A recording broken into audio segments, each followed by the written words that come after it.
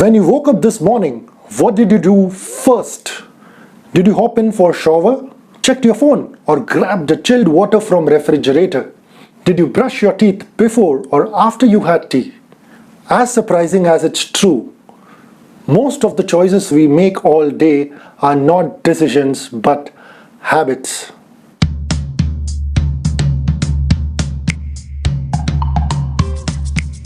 Each New Year's Eve, we take a resolution of wanting to do what we always desire. But how many of us stick to those resolutions and stay consistent with it? A survey shows that all fitness centers and sports clubs across the world vouch on members that enroll for annual membership plans, since only 30% of them accomplish to take it ahead. Why is it so difficult for us to form a new habit or change an old one? Well, it's because our habits do not give us liberty to change. Most of the decisions we make and the way we live our life is nothing but a mass of habit. This fascinating book talks about how influential habits are and how we can change, improvise, and build new habits. In this video, I will be discussing about how habit works, the habit loop, the craving brain, Keystone habits, and finally how to change your habits. Stay with me till the end of the video as I will be discussing about one very interesting technique, implementation intentions, that will help you change and build new habits. Let's begin with how habit works.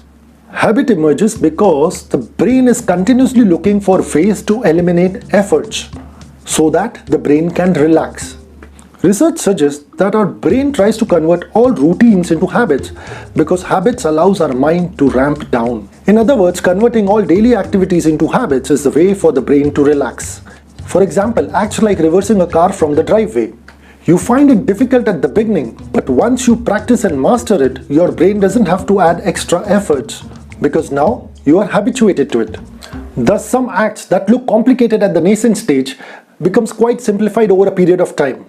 Amazingly, more than 40% of our daily activities are not decisions but habits. Second, the habit loop. All habits are divided into three parts of a loop: cue, routine, and rewards. Cue is a signal. A habit never emerges without a cue. Routine is the act of acting upon a cue. Reward is the after feeling that the brain experiences due to the success of routine. Example, morning alarm. In this case, the alarm ring is the cue or a signal. Routine can be to get up and go to the bathroom or pull up the blanket and go back to sleep. Reward can be the fresh tingling sensation while you brush your teeth or the feel good of the extra nap. Another example of an evening tea. Cue can be feeling sleepy or dull. Routine can be going to the cafeteria and grabbing the cup of tea or coffee. And reward is socializing or change in environment. So in short, habit is a formula that brain will automatically follow. When I see the cue, I will do the routine in order to get the reward. Third, the craving brain. Habit exists because they generate craving. It is difficult to leave a habit because the brain always asks for rewards. Research on animals has showcased that once they are habituated with the cue routine reward, their mind, before achieving anything, anticipates rewards. And if the rewards for some reason are not available, then they feel miserable and frustrated. Similar theories applies to humans. Foaming, for example, is a huge reward. Did you know that foam actually has no cleaning benefits to it?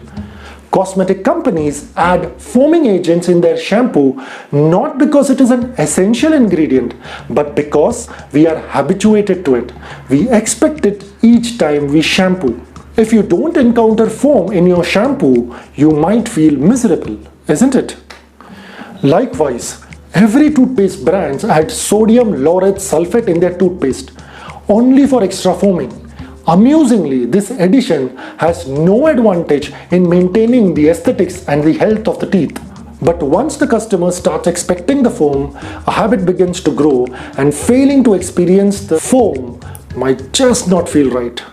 Smell is a vast reward too. Have you ever wondered why do detergent companies add fragrance in their detergent agents? It is because it makes us feel good.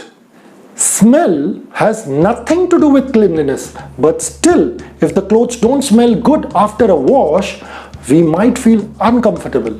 Similarly, after mopping a floor, if the room doesn't smell nice, we might just not feel right.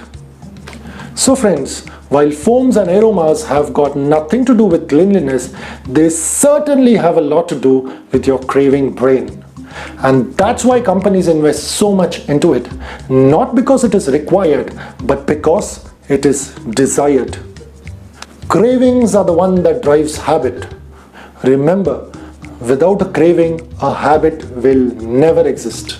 Fourth, Keystone habits.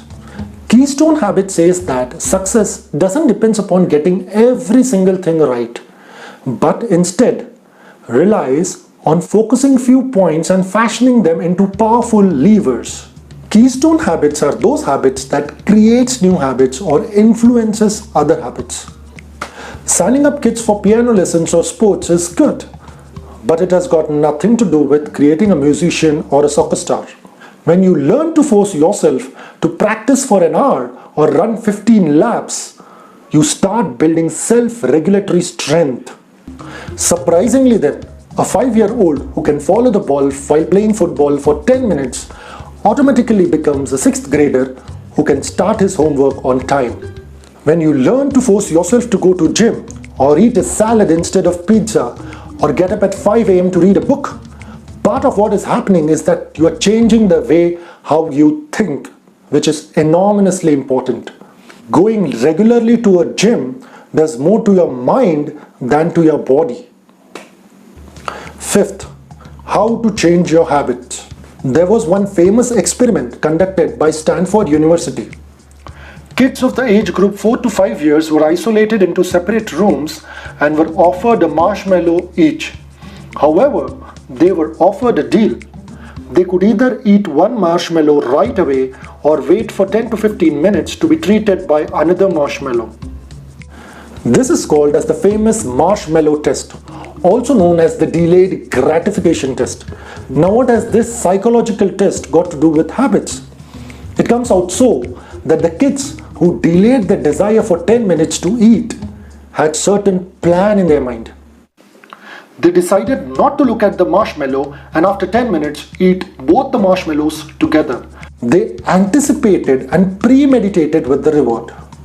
The golden rule of habit change. Insert a new routine, isolate the cue, experiment with rewards, and plan in advance.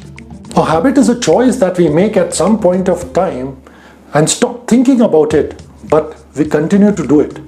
To re-engineer this formula, we need to make choices again.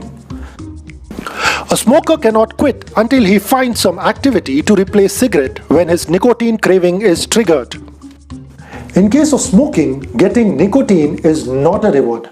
It is more to do with the boost to stimulation or maybe socializing. Having junky food during work has got nothing to do with hunger, but more to do with a routine break. The problem is that we don't understand our root cause correctly. Understanding the root cause of the trigger, identifying the cue ahead of time and dealing with it smartly is the key in changing any habits. Fortunately, scientists have been able to find out all habitual cues fits into any of these 5 categories: location, time, emotional state, others, and immediate preceding actions. For example, if I want to change my habit of drinking tea frequently, my habitual cue could be: where are you? What time is it? What is your emotional state? Who else is around you? And what was the immediate preceding action? By monitoring this on daily basis, within few instances, you will identify a pattern when, why, and how the cue is triggered.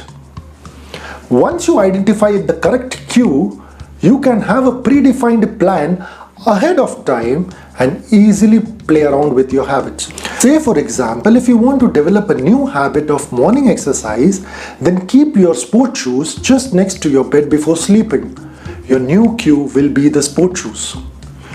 Routine is what you need to identify and monitor. So if you don't have the motivation to go to the gym, Then seek for other routines or experiment with the other routines. For example, a morning walk in the garden, a seaside jogging, meditation on terrace, cycling with friends, etc. Once you identify and analyze the pattern of accommodating a new routine, you then need to continue with it for few days. Thereafter, for initial few days, deliberately reward yourself once you complete the routine. For example, have a piece of chocolate or maybe a glass of juice or anything which you like after you complete the routine. The deliberate rewards tries to bootstrap the brain until the new routine becomes automatic. Slowly, you won't need these deliberate rewards once the new routine is set. The kids with the marshmallow used the similar technique, which is why they could resist for 10 minutes. They decided to reward themselves with 2 marshmallows once the routine is over. Remember that when habit emerges, our brain turns into an autopilot mode. That means we do not put our conscious efforts in deciding why we do what we do. Let us be conscious enough not to allow our habits to control our brain, rather alter our habits so that we can control our life. Remember, the greatest battle we fight takes place within ourselves. Cheers.